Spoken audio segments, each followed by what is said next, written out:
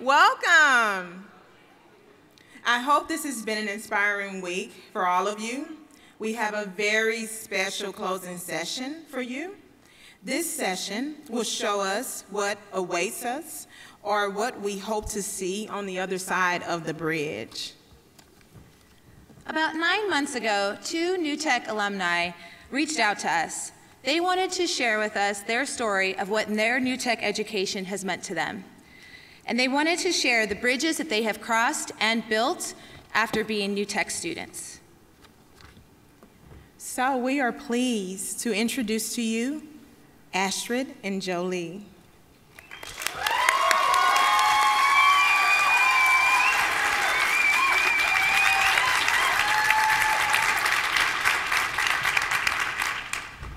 First of all, we'd like to thank you so much for allowing us to be a part of this past week. Being able to engage in dialogues and discussions with you has reinstilled our pride in being part of this amazing community. We're here to affirm the tireless work that you put in your classrooms and to ask you to take a step further, to go back to the coming new year and organize chaos in the name of your students' college career readiness. But before we do, our own NTAC teachers taught us to begin every formal presentation with a formal introduction. So a little bit of background about us. Hopefully we'll address the obvious question of why 2 rising university seniors still care about their high school experience. As we go through this, we would also like to remind you that we are just 2 voices representing NTAC alum. There are 2 voices in downtown LA, San Antonio, Memphis, Brooklyn, and even here in New Orleans. The alumni network is vast and diverse, and Asher and I are honored and privileged to represent this growing community of graduates. We both graduated from Vinci Academy in 2010. I'm going on to my senior year at the University of California, Berkeley, where I'm studying environmental studies with a minor in education. I've been an active member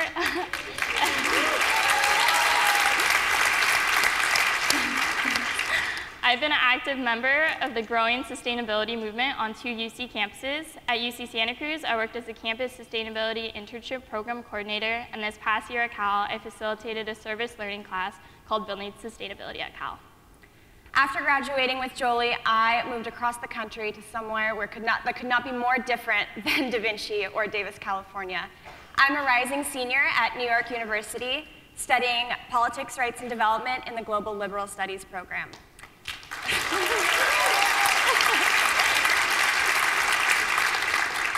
This past May, I returned from a year studying abroad at the Humboldt University in Berlin, and I'm currently working in the Social Entrepreneurship Initiative at Teach for America. Our graduating class had roughly 100 seniors who are now in a variety of places doing a variety of things. These pins represent a small number of Da Vinci grads who found their own niches after high school. Asher and I had a hard time deciding on whose stories to share, since so many of our former classmates are studying, working, traveling, and generally following their interests to the extremes. The first alumni we'll hear from is Catherine Nguyen, who graduated class of 2011 and is currently studying and working in Washington, D.C.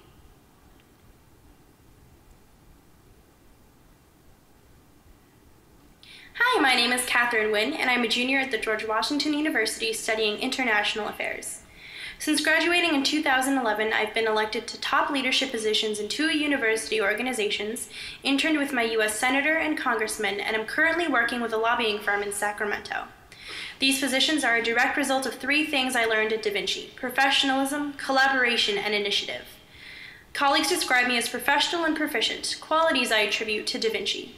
Working in teams to deliver presentations to experts in a given field made me aware of time management, goal-oriented interpersonal dynamics, and accountability. These have helped me become an effective team member in any professional setting, be it a lobbying firm, Capitol Hill, or the Student Activity Center. Those team projects also cultivated my ability to communicate in a collaborative and meaningful way. Listening to all perspectives and ideas, teasing out a consensus, and deciding how to move forward all require a diverse set of communication skills that I entered Da Vinci without, but left having mastered. Working with classmates, teachers, and office staff to complete projects and organize school-wide events independent of micromanagement made me less afraid of taking initiative and being a leader. As president of the GW Student Global AIDS campaign, I led our executive board to register 90 people on our AIDS Walk team, raise thousands of dollars, and even host a congresswoman at a major event. Without those 3 tireless, challenging, and rewarding years at Da Vinci, I would not be living across the country, working with lawmakers, and leading organizations. So thanks. Next, we'll hear from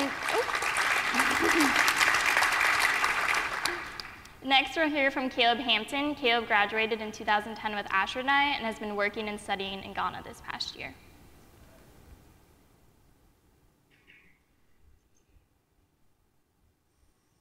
Hey, my name is Caleb Hampton, and for the last year I've been studying at the University of Ghana in Accra, the country's capital city. For the past 7 months, I've also been working as an event manager for NMA, which is a youth arts organization in Nima, a low-income inner-city community in Accra. At Da Vinci, I remember my teachers stressing the importance of learning skills that are valued in a professional environment, skills like working effectively in groups, thinking critically and creatively, and mastering technological literacy. These skills have served me well in my work for NMA. I've had the opportunity to design projects and plan events, such as public mural paintings, live music shows, press releases, and art exhibitions, as a means to direct the vision of this community and organization in a very tactile way. Having attended both a traditional high school and a new tech high school, I know that many of these tasks would have caught me very off guard if not for the education I received at Da Vinci.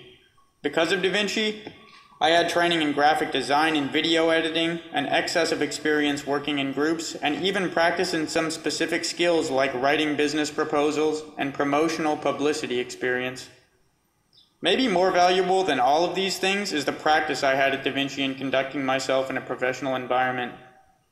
It is a further testament to the effectiveness of Da Vinci's education that the professional skills I learned in high school transcend cultures and continents.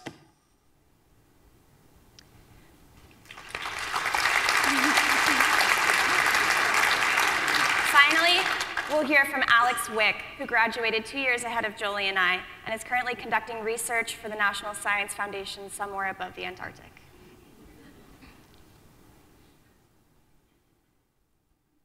In the roots of my career path today, things are not cut and paste. I do not fill out an Excel spreadsheet and pass it down the line. I do not work in a cubicle, and I do not sit under fluorescent bulbs 8 hours a day. My name is Alex Wick, and I am a Da Vinci Charter Academy graduate. I work on a research vessel on the University National Oceanographic Laboratory Systems fleet. The National Science Foundation provides us with scientists and their projects, which take us around the globe. These projects have complex logistical problems that need to be solved quickly in the field. Problems such as, how are we going to put a GPS tag on the dorsal fin of a whale that only surfaces once every 20 minutes? Or how are we going to deploy this current profiling mooring in 1,000 meters of water? These problems can't be looked up on Google, but instead require innovation and teamwork, drawing from multiple experiences and backgrounds. Da Vinci provided me with the tools I needed in order to help solve complex issues for research groups. From designing a museum exhibit to producing our own Great Gatsby film clip, to landing geologists on a rock with an inflatable boat in Antarctica. Da Vinci has delivered a seamless transition from project-based learning to real-world workplace undertakings.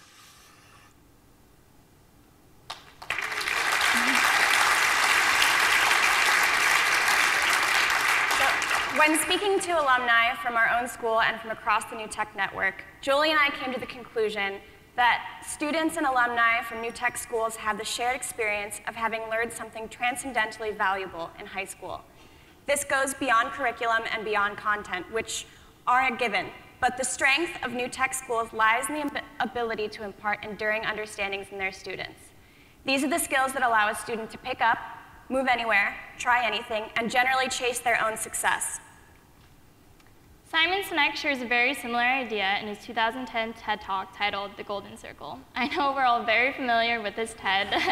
The vocabulary is ingrained in the New Tech network.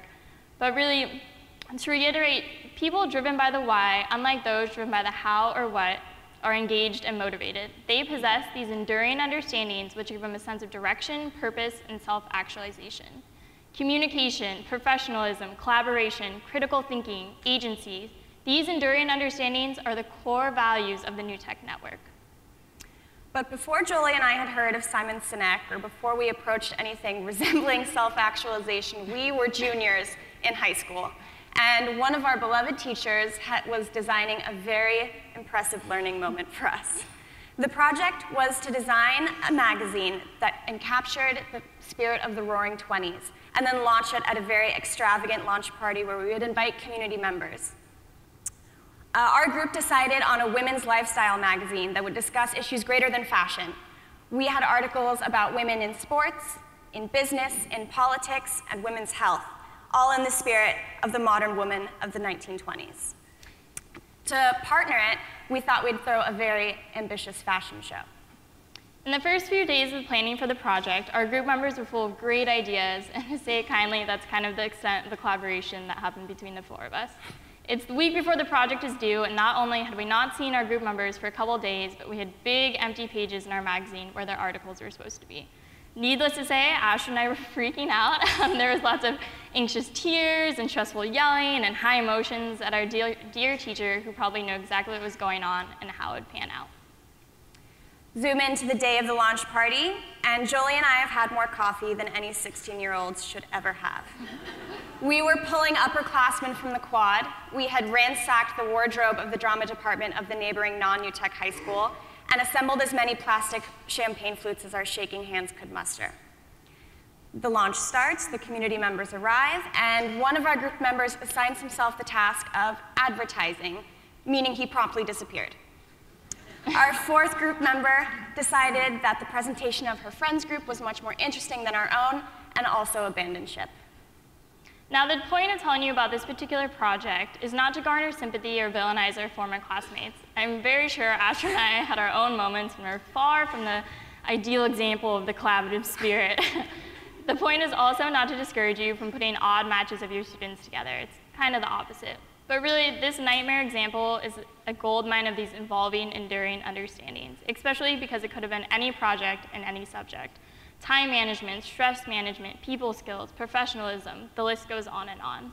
One thing that this particular project, and all Da Vinci projects for that matter, taught me about is the importance of being resilient. When I was about 12 years old, I fell in love with UC Berkeley and decided pretty early on that that is where I wanted to go to school. Straight out of high school, though, I didn't have the test scores to get in and ended up going to UC Santa Cruz.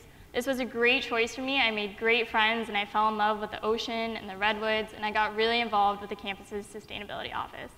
But in the back of my head was always Cal. I was being challenged, but something was driving me to go that extra step and move outside my comfort zone. So I studied really hard and applied to transfer and ended up getting in. Needless to say, I was so excited and happy, but also really nervous, and it also became really bittersweet because I realized I'd be leaving this great community I was a part of. My first semester at Cal, basically from day one, was very emotional and nerve-wracking, but I made it through it. I was living in a city for the first time. I was living in an apartment. I didn't really know anyone. I had gone from that small campus in the redwoods to this huge, urban, like double the student population size university. But I knew that I'd be able to get through it no matter how hard the transition was, because these enduring understandings were pushing me and supporting me to chase my own whys. I actually spoke about this very project the first time I applied to be an AmeriCorps member. I'd been living in New York City for about a month, and I was still unable to shake that very wide-eyed, naive California girl aura that I was just radiating. I was still getting lost in the 13-block radius that qualifies as the NYU campus. And to top it all off, this was my first professional job interview. So my hands were like this when I was walking into the interview room.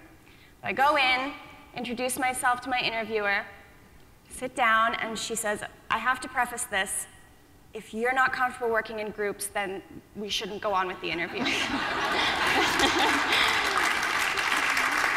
And immediately I exhaled and I told her all about Da Vinci and all about this project and how even though it was very difficult, I still got so much out of it. And by the end of the interview, I had been hired as the first freshman team leader instead of the core member position that I had originally applied for. So, the reason that we come back to this project and not a project that was easy or that was immediately fun and where we felt immediately successful is because every new tech student, every new tech alumni has this shared experience. That one project where our life sort of fell apart for 4 weeks. And the reason we come back to these rather than the ones that went by with ease is because they forced us to confront skills that stuck with us. You never know or learn as much about yourself as you do when you're struggling. Please think back to the map from the beginning of our presentation that showed a small number of Da Vinci grads. Now compare that to this map, which shows the potential of the whole NTAC alumni network. Because of the learning moments you create as NTAC teachers, administrators, and community members, your students graduate not just prepared, but inspired to chase their own whys. This translates into any field and any path, even beyond college or career. This is the moral compulsion of the NTAC teacher. Asher and I, as well as any other alum from across the network and across the world who responded to our own callings, are evidence that the NTAC network ingrains the why in its students. This why, however, didn't just spontaneously evolve in us. Every NTAC educator, whether it be a superintendent, director, teacher, faculty member, has been the textbook example of someone who encompasses the golden circle. Jolie and I have had the pleasure to meet and speak with you over the past week, and we've come to realize that you are all driven by a motivation that has been unparalleled in any other educational setting that we've encountered. Your students see this motivation, and they mirror it in their own classrooms.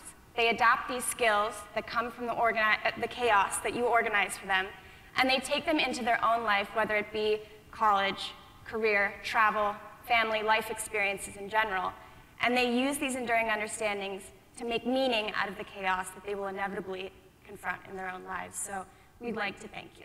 Thank you.